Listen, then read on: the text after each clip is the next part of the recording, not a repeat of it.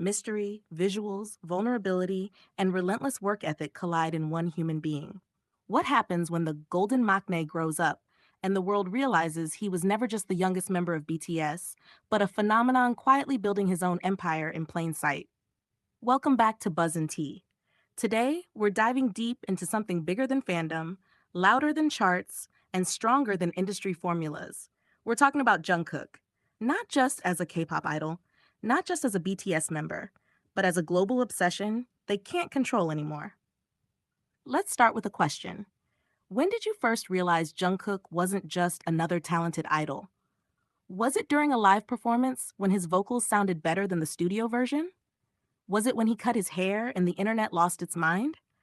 Or was it when he stood alone on international stages, commanding crowds in cities that don't even speak Korean, yet scream his name in unison? Jungkook's story didn't begin with global stadiums.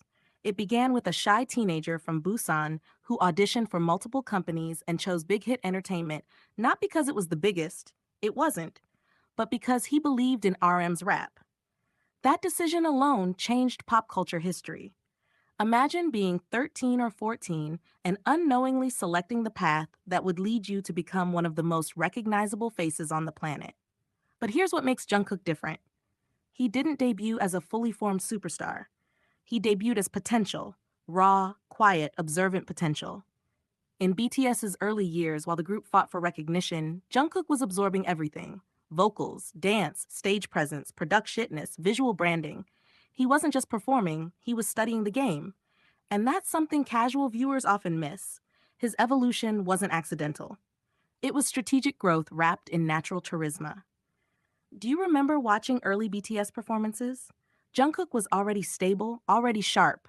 But look closely at footage from 2013 and compare it to 2019, then to 2023.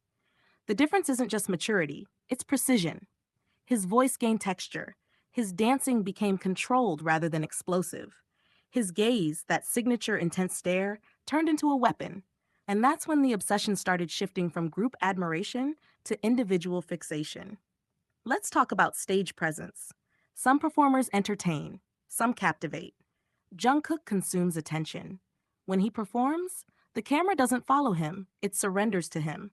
Whether it's a stadium in Los Angeles, a festival stage in London, or a live broadcast watched by millions, he has this rare ability to make every viewer feel directly addressed. Have you ever watched one of his performances and felt like he was performing just for you?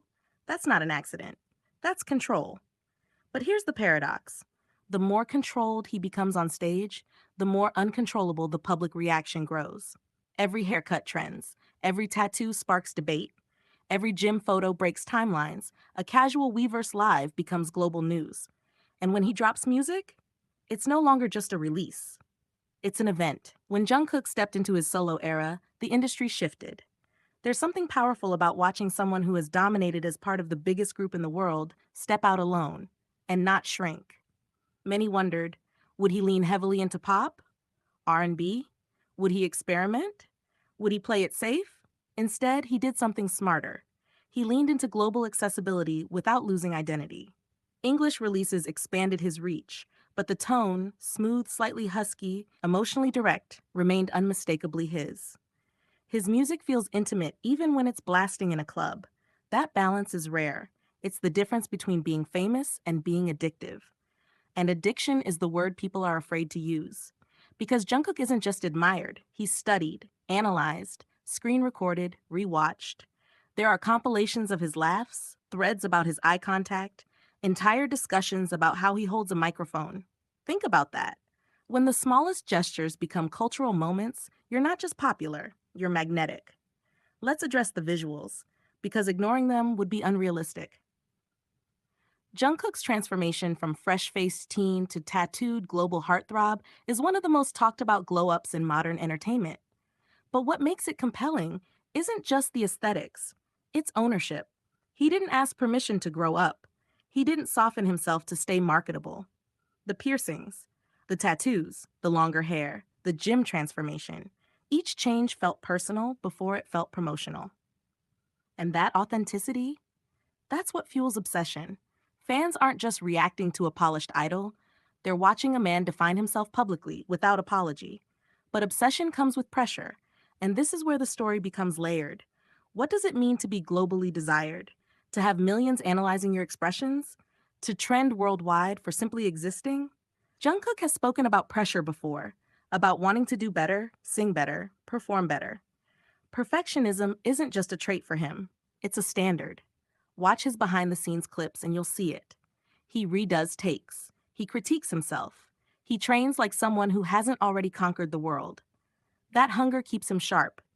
But it also raises a question. When the world can't get enough of you, how do you protect your peace? Interestingly, Jungkook's personality offstage contrasts sharply with his performance persona. On stage, he's commanding, seductive, laser focused. Off stage, he's playful, sometimes shy, often soft spoken. He laughs easily, he teases, he zones out during lives, he eats casually on camera. That duality intensifies fascination. We're wired to be intrigued by contrasts. The fierce performer who giggles at small jokes, the tattooed icon who still calls himself ordinary. And here's another layer: relatability. Despite global dominance, Jungkook often presents himself as someone still figuring things out. He talks about working out because he wants to improve. He experiments with music styles openly. He admits nerves. That humility creates emotional access. It makes fans feel included in his journey rather than just spectators of his success.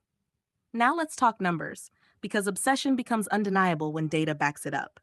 Streaming records shattered, debuts at the top of global charts, viral TikTok audios, Billboard milestones, Spotify domination.